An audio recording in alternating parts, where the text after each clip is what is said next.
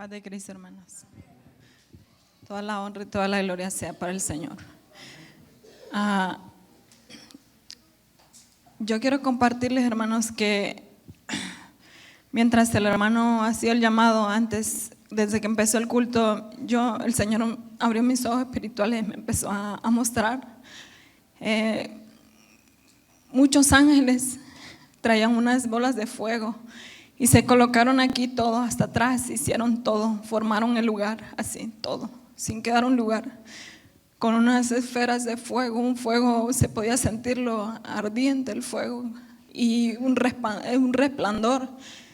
Y se paró un ángel atrás, con las manos así, atrás del hermano Isaías, mientras empezaba a ministrar.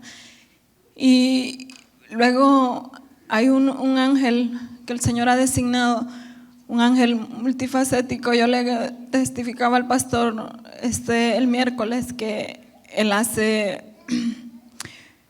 cuando viene aquí, empieza a moverse con una rapidez y él cambia de colores y se movía desesperado. Así mismo lo miraba hoy y lo miraba que caminaba de aquí para allá, de aquí, así, de un lado para otro rápidamente.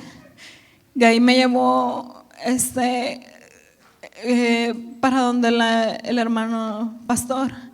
Me llevó hasta allá y me dijo que le entregara un fuego, algo más grande, y era algo pesado, y era un fuego que se lo entregara en sus manos.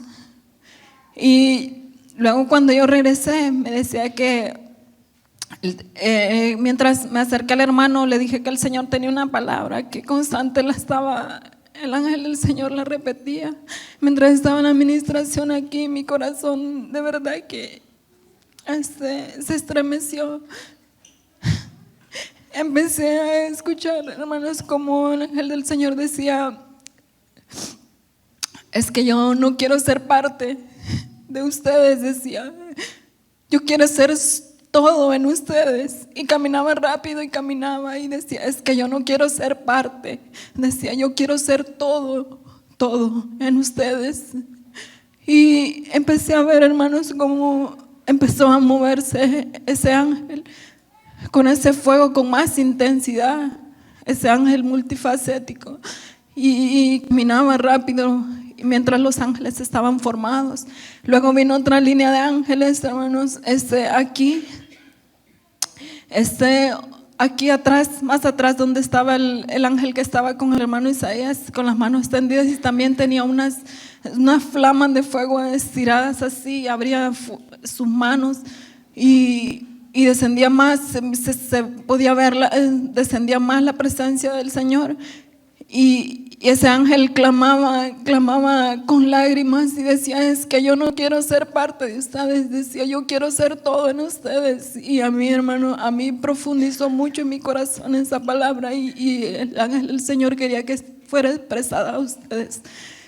Y luego vi esa línea de ángeles cuando se pararon con un montón de mantos en sus manos, bien cuadraditos, así dobladitos, y en sus manos, y empezaron a colocarse en cada uno de los hermanos que estaban aquí, y se movieron hasta algunos hermanos que estaban atrás y empezaron a ministrar y a poner esos mantos sobre sus espaldas, hermanos.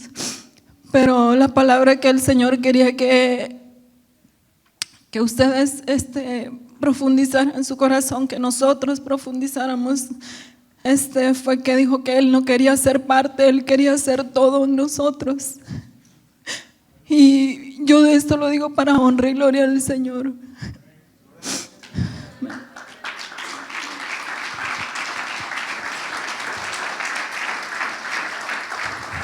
Amén. ¿Recibimos la palabra en el corazón, hermanos? Aleluya. Muy bien. En esta ocasión voy a retomar el tema titulado El arrebatamiento de la iglesia, en su parte 2, en este día 22 de enero, domingo 22 de enero del año 2017. Y la porción base es 1 Tesalonicenses capítulo 4, verso 16.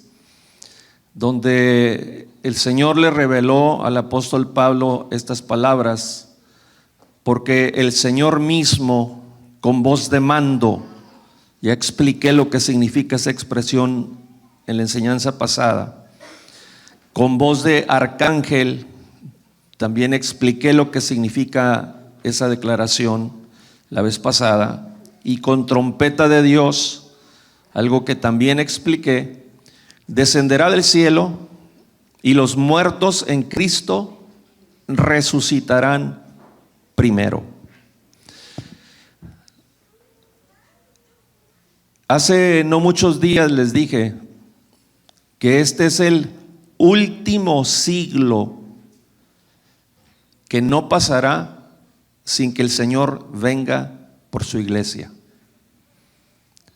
Ya no va a haber un siglo 22, un siglo 23 y cristianos, generaciones después de las nuestras, van a estar esperando la venida del Señor. Este es el último siglo y pudo haber venido la semana pasada, esta noche, cualquier día el Señor puede venir. Y antes de que se me olvide, quiero felicitar a todos los varones. Parece que fueron como 24 varones que salieron, y algunas hermanas también que salieron a evangelizar el día de ayer. El corazón del Señor se llenó de gozo, y el mío también como pastor. Dios les bendiga, les multiplique. Él nunca se queda con nada. Este es un tema sobre el estado intermedio de una persona, o sea, el estado de existencia entre la muerte y la resurrección.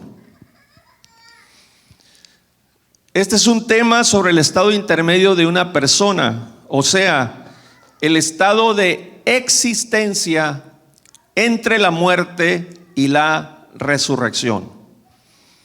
Hace mucho que no tenemos un funeral, hace mucho que no muere alguien de esta congregación, pero eso es algo que también en cualquier momento puede pasar.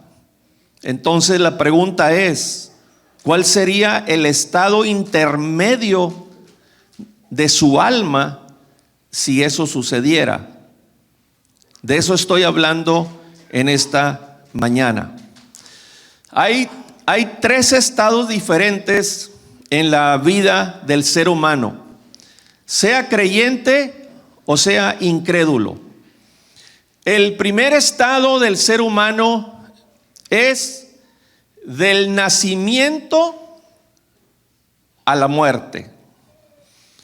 El segundo estado del ser humano es el de la muerte a la resurrección, cuando se cumple 1 Tesalonicenses 4:16. Y el tercer estado del ser humano es el de la resurrección a la eternidad. Todo ser humano experimentará estos tres estados diferentes, pero no será el mismo destino final. O sea, no todos estaremos en el mismo lugar en la eternidad. Esta resurrección de la que habla 1 Tesalonicenses 4:16 es exclusiva para los que hemos sido bautizados en su nombre. Pero remontándome, es exclusiva para los que han sido bautizados desde que se enseñó por revelación del Señor, Hechos 2:38, hasta el día que Cristo venga por su iglesia.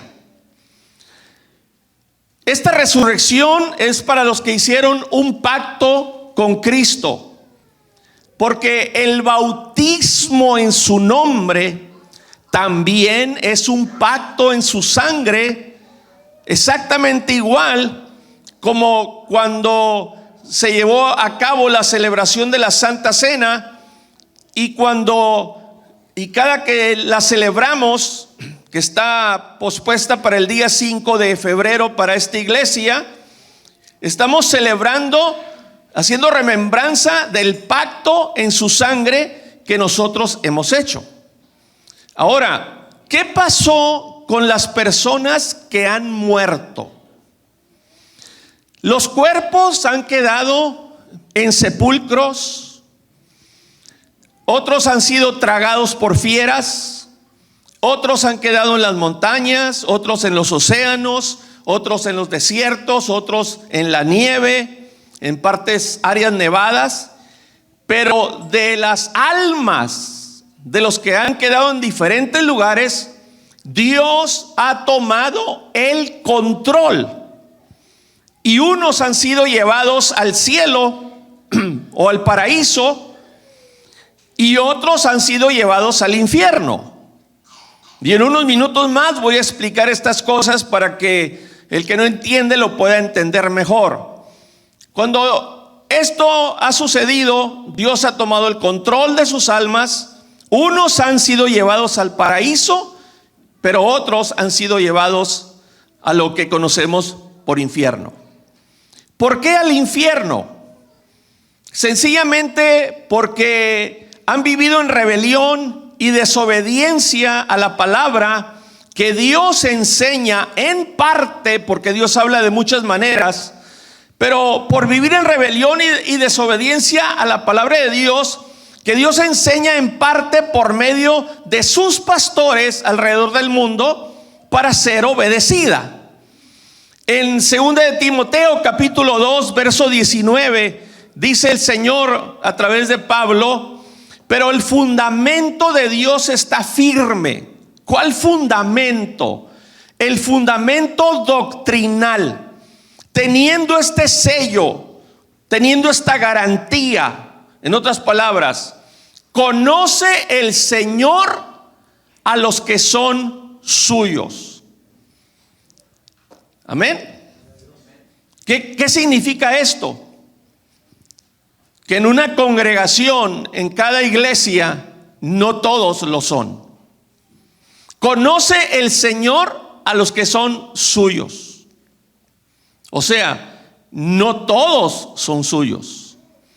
Por eso hace el llamado: y apártese de iniquidad.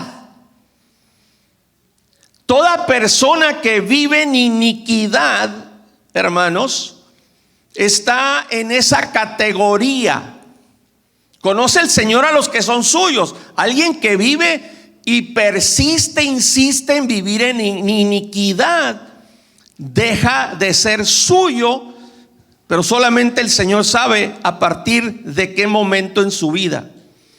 Pero el llamado es: apártese de iniquidad todo aquel que invoca el nombre de Cristo.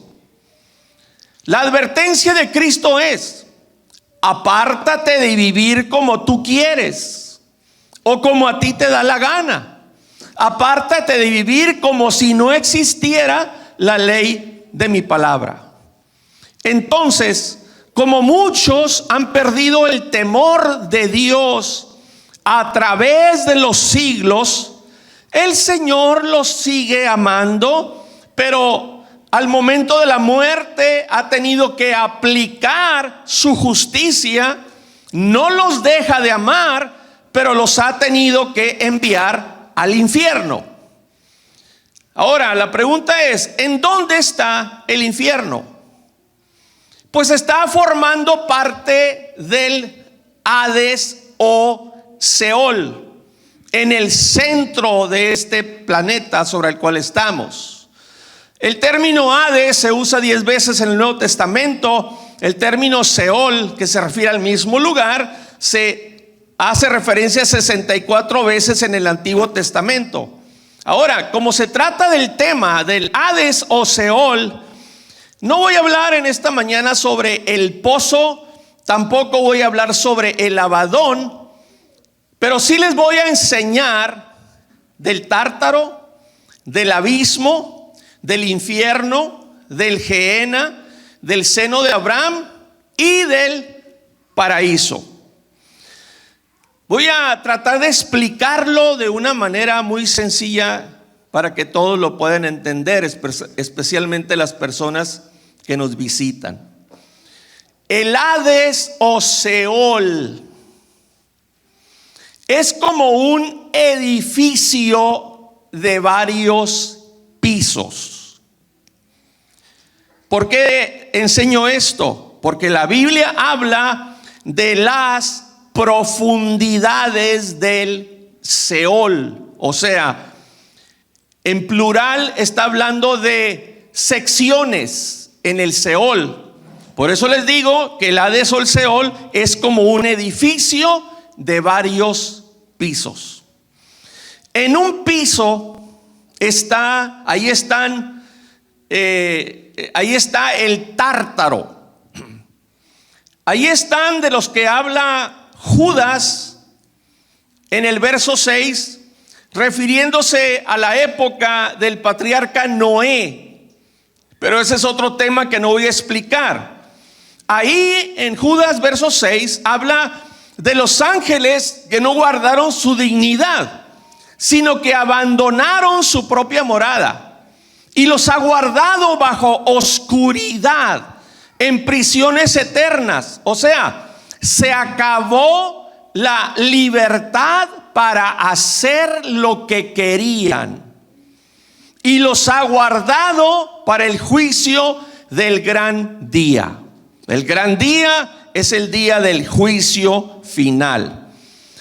Por otro lado, el apóstol Pedro, en boca de 2 o 3 testigos conste toda palabra, también el Señor le da revelación y hace la misma referencia en la segunda epístola de Pedro, capítulo 2 y verso 4, que dice: porque si Dios no perdonó a los ángeles que pecaron, repito, ese tema no lo voy a tratar, sino que arrojándolos al infierno, que debe de ser entendido como arrojándolos al Tártaro, los entregó a prisiones de oscuridad para ser reservados al juicio. Notemos que se maneja el concepto de prisiones eternas. O sea, se trata de un encarcelamiento permanente de ángeles caídos, los que cayeron allá en el capítulo 6 del libro de Génesis. Este no es un lugar de prisiones para seres humanos. Solamente están esos ángeles que nos define específicamente la palabra del Señor. Así que en ese piso está el Tártaro. En otro piso está lo que la Biblia llama como el abismo, mencionado 9 veces en el Nuevo Testamento. Ahí están los diferentes rangos de demonios que aquí en la tierra se meten en las personas, o andan junto a las personas, o andan mezcladas con la persona, para meterles pensamientos que los hacen desviarse de hacer la voluntad de Dios, incluyendo miembros de las iglesias que se descuidan y le abren puerta al enemigo y empiezan a recibir infiltración. Pero hablando de esos demonios, son expulsados en el nombre de Jesucristo, porque no los expulsamos en el nombre del Padre, ni tampoco los expulsamos en el nombre del Hijo, ni tampoco en el nombre del Espíritu Santo. Se reirían si yo les dijera: te reprendo en el nombre del Padre, o ordeno que seas lanzado al abismo en el nombre del Padre, o que seas lanzado en el nombre del Hijo, o que seas lanzado en el nombre del Espíritu Santo. No, son expulsados en el nombre de Jesucristo, porque en ese nombre hay poder, hermanos, para realizar diferentes cosas en el ser humano, y es el nombre que es sobre todo nombre.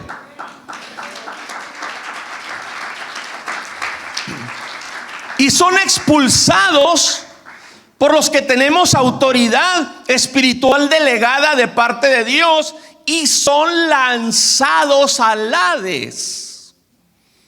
¿Por medio de quién?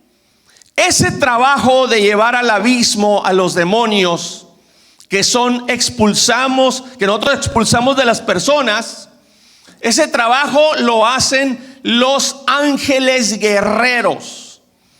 Hay ángeles guerreros, hay otros ángeles de operación de sanidades, hay otros ángeles de operación de milagros, hay otros ángeles, hermanos amados, para realizar otras operaciones sobrenaturales y así.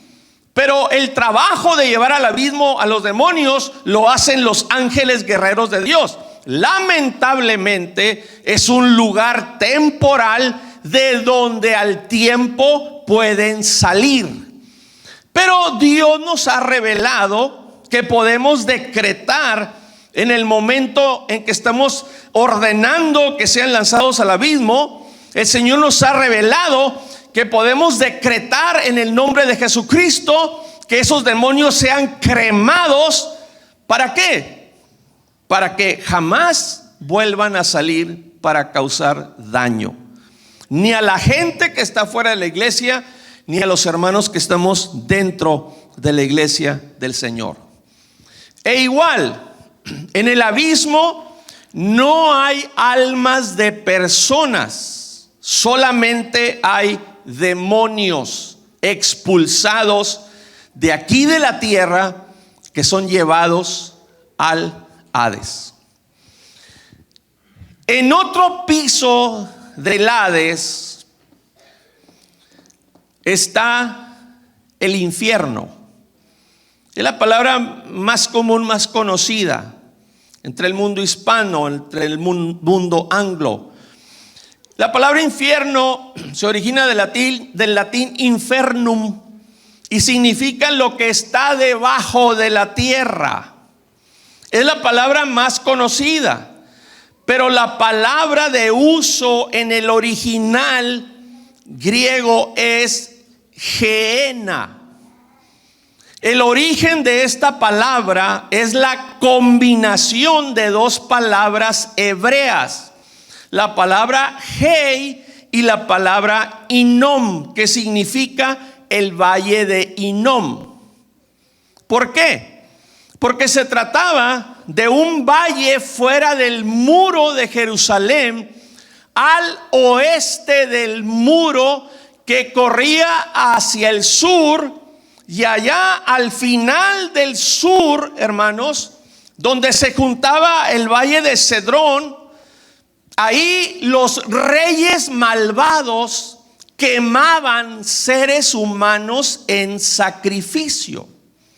Por eso dice, entre otras escrituras, ahí en Jeremías 7:31, y han edificado los lugares altos de Tofet, que está en el valle del hijo de Hinnom.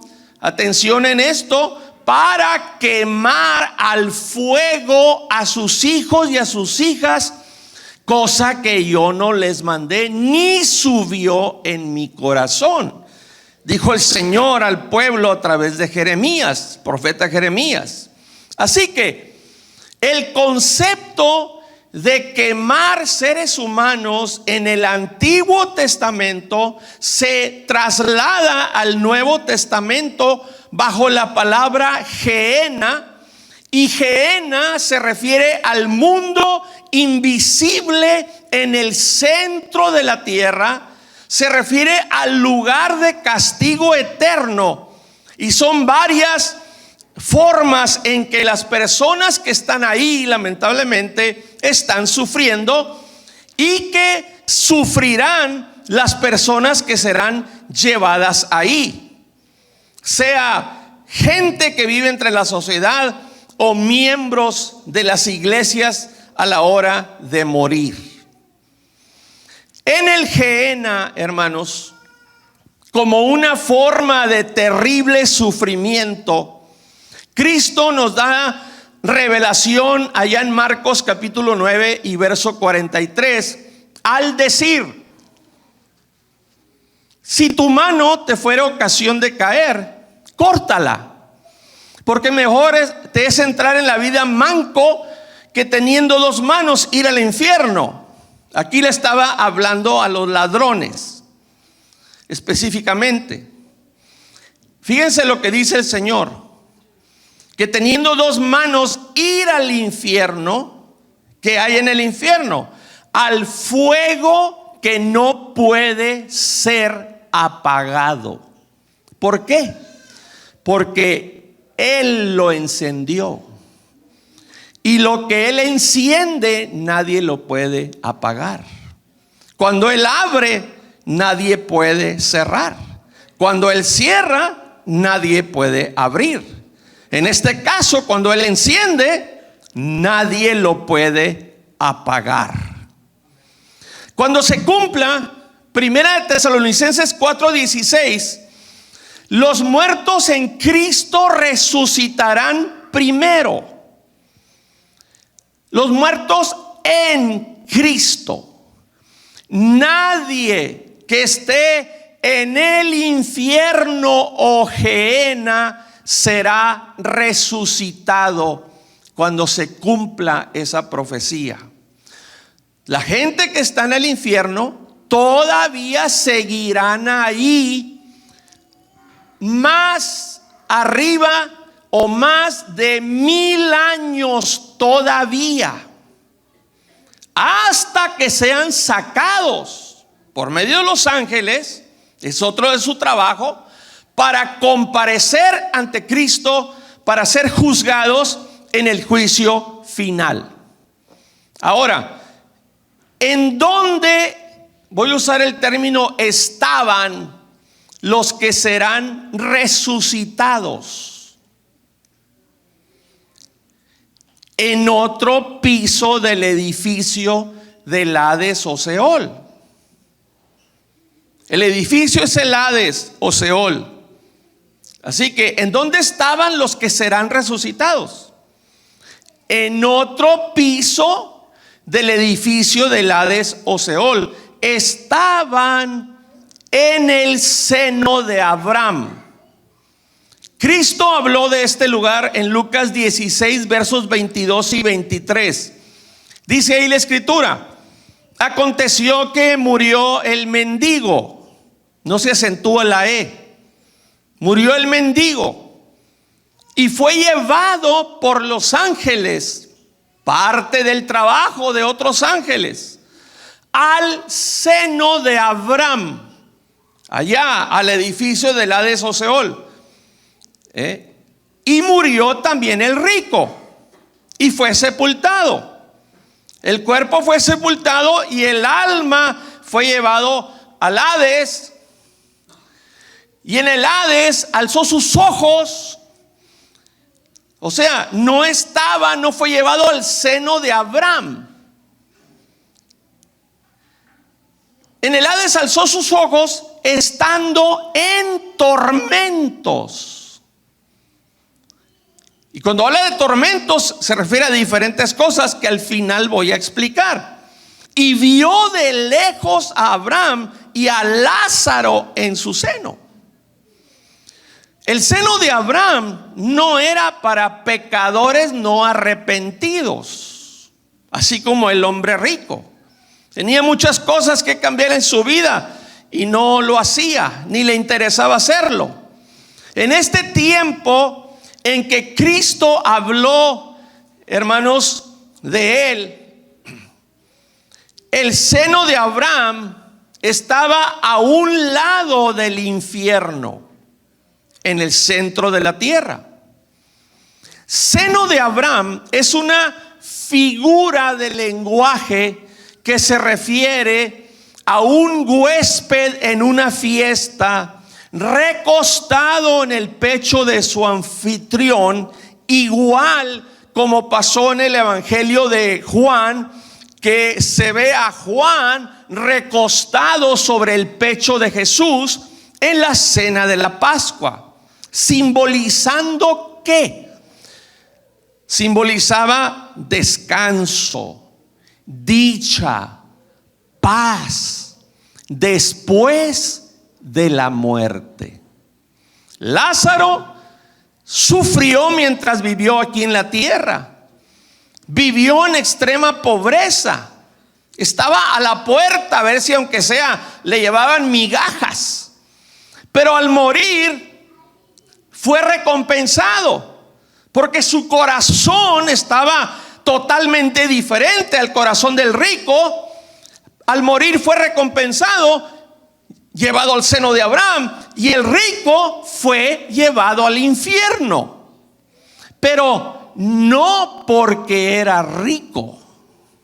Esa no es la razón por la cual el Señor lo llevó al infierno, sino por ser injusto, duro de corazón, dedicado solo al placer y por usar el dinero que Dios le daba, usarlo todo para sus gustos personales.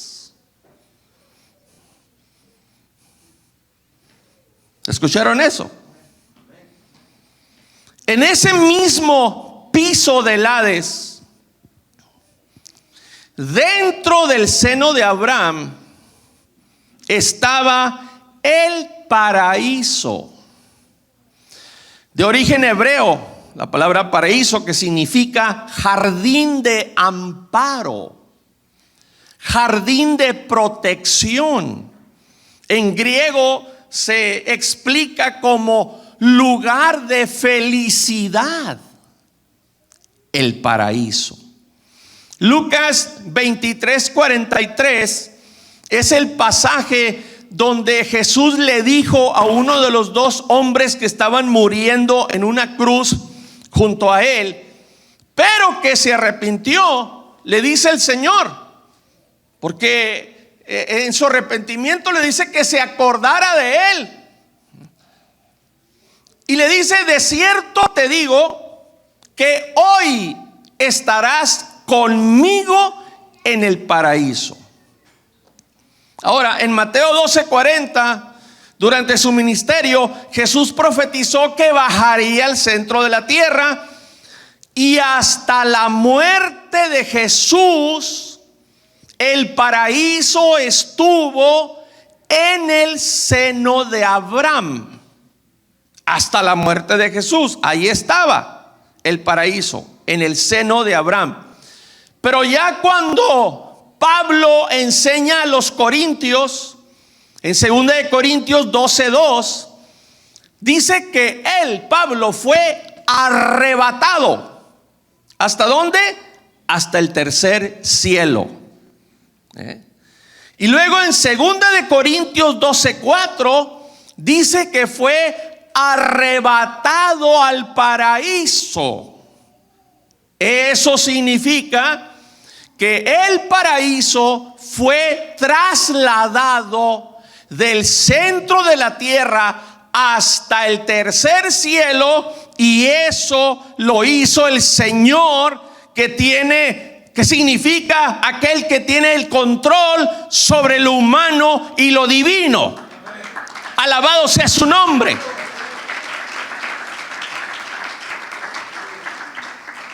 Y esto sucedió, este traslado sucedió cuando Cristo subió al cielo después de su resurrección. Allá en Efesios 4, versos 8 y 9, está una explicación en relación a esto. Así que cuando eso pasa, el seno de Abraham desapareció. ¿Por qué? Porque dejó de cumplir con su función dentro de los planes de Dios en relación al estado intermedio de las personas después de la muerte. Cuando se cumpla Primera de Tesalonicenses 4:16, y Cristo venga a la altura de las nubes, los sepulcros serán abiertos, porque el Señor quiere dejar evidencia, y los cuerpos de los muertos, hermanos, serán integrados a las almas respectivas de cada uno. a las almas que van a descender con Cristo. Los cuerpos van a ser integrados.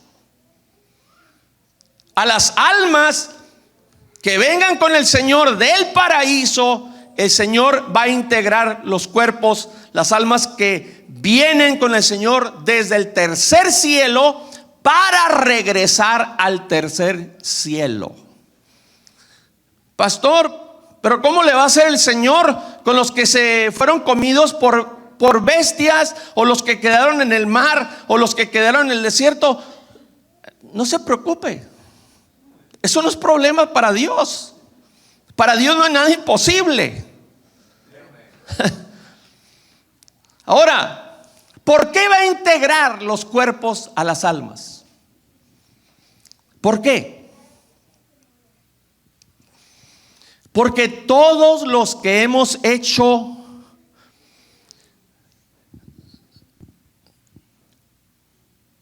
cosas para Cristo, hermanos,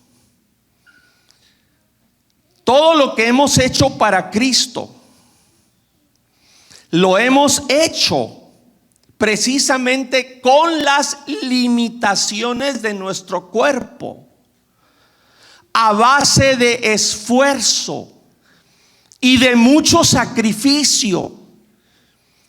Y le hemos servido al Señor y hemos hecho cosas para su reino, aún a pesar de nuestras enfermedades, que no hemos permitido que esas enfermedades nos estorben para trabajar por Cristo. Y el Señor nos premiará con un cuerpo que jamás enfermará. Un cuerpo que solo podía caminar, pero entonces podrá volar. Un cuerpo que necesitaba de la luz para poder trasladarse de noche, pero que cuando llegue ese día, cada uno de nosotros resplandeceremos. De nuestros cuerpos saldrá una hermosa luz, y esa luz se podrá convertir en diferentes colores, en luces multicolores, hermanos. Pero la belleza luminosa será diferente en cada uno de nosotros. ¿Por qué? Porque la belleza de nuestros cuerpos, para empezar, después de la resurrección, la belleza de nuestros cuerpos dependerá de qué hicimos en bien del reino de Dios, en bien de su iglesia, de la participación con nuestro cuerpo para la iglesia del Señor, para el reino de Dios, de la participación, hermanos, del dinero que dimos o sembramos en nuestra iglesia para el trabajo del reino de Dios. De eso va a depender, nada más en el instante de la resurrección, y de ahí en adelante va a depender lo que estoy explicando, de muchas cosas más en relación a nuestro futuro en la eternidad, después de que Cristo venga por su iglesia. Tendremos un cuerpo espiritual, un cuerpo glorificado, que se podrá humanar, así como pasó en Génesis 18 y 19 con los ángeles del Señor, hermanos amados, para otros planes de Cristo. Pero ese es otro tema que no voy a explicar. Así que los creyentes, después de la resurrección del Señor, ya no van, los que mueren en Cristo, ya no van al seno de Abraham al morir, sino que son llevados por los ángeles directamente al cielo, específicamente a un lugar llamado paraíso, mientras se cumple la promesa profética de 1 Tesalonicenses 4:16, la porción base de esta enseñanza. Ahora, mi pregunta es: ¿a dónde quieres ser llevado si te mueres? Algunos viven como si nunca se fueran a morir. Viven a su manera como si nunca se fueran a morir. Se toman vacaciones espirituales como si nunca se fueran a morir. Mi pregunta es, ¿a dónde quieres ser llevado si te mueres? ¿Al infierno o Gehenna, que todavía está en el centro de la tierra? ¿O quieres ser llevado al paraíso, al cielo? Y esto le pregunto en este momento a los miembros de la iglesia, aparte de quienes nos estén mirando por internet, hermanos. Pero le estoy preguntando a miembros de la iglesia por la vida que llevan. Que si yo la puedo detectar, cuánto más el Señor, que es el que decide a dónde lleva el alma llegado ese momento. Ahí en Eclesiastés 12, versos 10 y 11 dice que procuró el predicador hallar palabras agradables. Quisiéramos hablarle puras cosas agradables, que le hagan sentir bonito, que lo escuchen bien hermoso en el oído, hermanos. Pero la palabra del Señor tiene diferentes funciones. Tratamos de hablarles de temas de esperanza como este, pero dice aquí, procuró el predicador hallar palabras agradables y escribir rectamente palabras de verdad. Verso 11, las palabras de los sabios son como aguijones. ¿Qué se siente con un aguijón en el cuerpo? Dolor. La palabra causa dolor, porque es como medicina, pero es la única manera que usted puede sanar, especialmente el corazón. Y las palabras son como clavos hincados. Como clavos hincados son las palabras de los maestros en las congregaciones dadas por un pastor. O sea, mi trabajo es tratar de mantenerlos clavados a la cruz del sacrificio por Cristo. Mi trabajo es tratar de mantenerlos clavados a la cruz del sacrificio por Cristo. ¿Con qué? Con el martillo de la palabra de Dios. Para que reflexionen y no hagan cosas que los alejan de Dios, o que no estén haciendo cosas que los llevarían al infierno. Y puedan decir como Pablo, hermanos, cada uno de ustedes: con Cristo estoy juntamente crucificado, y ya no vivo yo. Ya no soy yo el que piensa, ya no soy yo el que decide, mas Cristo vive en mí. Pero como veo que algunos se aflojan y algunos se han hasta bajado de la cruz, y por allá andan ahorita, quién sabe dónde, ni avisan ni piden permiso, ¿verdad? Porque ya sería el colmo de la sinvergüenzada pedir permiso para ir a pecar.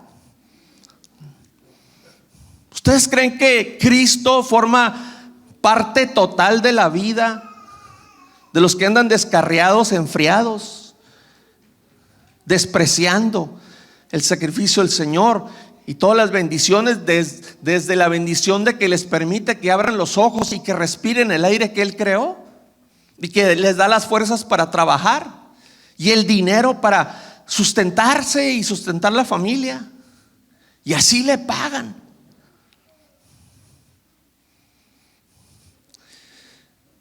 ¿Por qué? Porque es importante vivir con los clavos bien remachados. en la cruz del sacrificio por Cristo. ¿Por qué? Porque en el infierno vivirías una espantosa oscuridad. Jamás volverías a ver la luz del sol, ni ninguna de las cosas que tanto te gustan de este mundo y que tanto te alejan de Dios. En el infierno, adiós libertad para vivir como a ti te da la gana. Jamás podrías salir. La única vez que saldrías del infierno sería para ser llevado ante Cristo por los ángeles, para ser juzgado en el juicio final y el Señor decidir qué otros tormentos más ordenar que tú sientas en el lago de fuego. En el infierno sentirías un dolor espantoso en tu cuerpo de sentir que te estás quemando tras segundo por toda la eternidad. En el infierno sentirías una sed espantosa y jamás recibirías una gota de agua. En el infierno olerías terribles olores por toda la eternidad. En el infierno sentirías gusanos en todo tu cuerpo, algo espantoso. Segundo tras segundo por toda la eternidad. Sentirías que como que te están tragando. En el infierno verías gente en un estado terrible, bajo diferentes castigos. Oirías alaridos con llanto, ayes de dolor. En el infierno tu mente te atormentaría, recordando todos tus pecados y todos los llamados que se te han hecho y cómo nunca quisiste cambiar. Ahí tendrías muchos siglos y milenios para pensar, pero serían recuerdos de espantosa tortura, porque no habría nada absolutamente que hacer. Tu tiempo habría pasado. La misericordia de Dios se habría terminado. El Señor te va a seguir amando, pero tendría que aplicar su justicia. Pero si eliges luchar por llegar al paraíso, en el paraíso hay gozo, hay paz, hay descanso, hay felicidad, una vista hermosa, y se queda corta la palabra. Olores, fragancias hermosas, gente hermosa, esbelta, saludable. Alabado sea el Señor. Hermanos, es de sabios amar, servir a nuestro Cristo. No importa lo que pase, no importa lo que veamos, no importa lo que oigamos, no importa lo que alguien nos haga. Sigamos creciendo, sigamos madurando, no seamos unos desocupados en la viña del Señor, sino obreros trabajando por ayudar a toda persona posible para que sea salva y llegue con nosotros al paraíso, al tercer cielo. Alabado sea el Señor. Y si seguimos vivos, hermanos, si seguimos vivos para cuando Cristo venga, entonces, viviendo de esa manera, que se cumpla en nosotros Primera de Tesalonicenses 4 versos 17 y 18. Luego nosotros, los que vivimos, los que hayamos quedado en este siglo XXI vivos, seremos arrebatados juntamente con ellos, con los muertos en Cristo, a las nubes para recibir al Señor en el aire, y así estaremos siempre con el Señor. Qué motivante promesa, hermanos. No hay nada que exceda, hermanos, en motivación. Y así estaremos siempre con el Señor. Por tanto, alentaos los unos a los otros con estas palabras. Eso háblale a tu hermano. Este tema toca con tu hermano. No la murmuración, no el chisme, no estar maldiciendo a tus hermanos. Alabado sea el Señor. Alentaos unos a los otros con estas palabras. Pues la palabra que edifica, la palabra que sana, la palabra que motiva, hermanos amados, que nos ayuda a ser mejores para Cristo. Y en la próxima vez les voy a enseñar para qué viene Cristo por nosotros, para llevarnos al cielo. Amén. De eso les voy a hablar, de esa hermosa y gloriosa promesa. ¿Qué es lo que va a pasar ya cuando el Señor nos transforme, al arrebatarnos y nos reciba a la altura de las nubes y nos lleva al tercer cielo? ¿Cuál es el propósito de llevarnos ahí? ¿Qué es lo que va a hacer el Señor con nosotros, su iglesia? Amén. La próxima vez. Pero por lo pronto, lo que hemos oído en esta mañana, ¿nos salva o nos condena? Amén. Puestos de pie, ministerio de la alabanza. El primer canto con el que empezaste, mi hijo.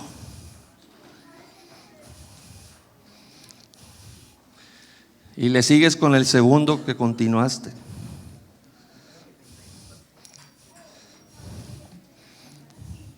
Que creemos que nos va a llevar. Este canto dice que creemos que Él nos va a llevar. Aleluya. Después de que reflexione unos minutos en el altar, por favor no se vaya, hermano. La pastora tiene un asunto que tratar con ustedes de mucha importancia para el reino de Dios, que tiene que ver con bendición para esta iglesia, las cosas que tenemos en el corazón para ustedes, para ayudarles. Pero en este momento vamos a concentrarnos en Cristo y en nuestra vida. Todavía vives, todavía tienes el privilegio de la existencia. Y hay un dicho que dice: mientras hay vida,